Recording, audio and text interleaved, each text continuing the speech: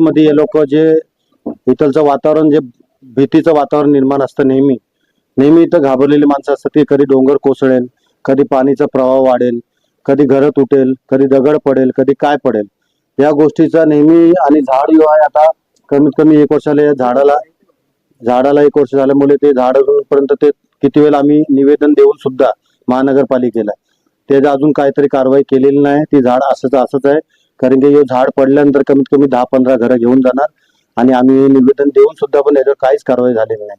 इथलच्या लोकांची इतकीच मागणी आहे की येणाऱ्या काळामध्ये आम्हाला इथं पाऊस पडायच्या अगोदर आम्हाला इथं तात्पुरतं या कायमस्वरूपी आम्हाला इथून स्थलांतरित केलं तर अतिउत्तम आहे.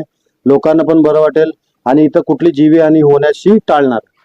कारण की अशीच घटना एक भारतनगरमध्ये झालेली, त्याच्यामध्ये त्या घटनेमध्ये 2 जणांचा मृत्यू झालेला आणि बाकी किती जण घायल झालेली.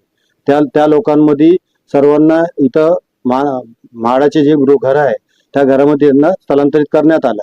तर माझी हीच निवेदन आहे महानगरपालिकेला आणि प्रशासनाला की इथलचे राहणारे जे लोक आहेत जितके पण आहे डोंगरा भागातले त्या सर्वांना पाऊस यायच्या अगोदर कमीत कमी 4 महिने तरी स्थलांतरित करावं.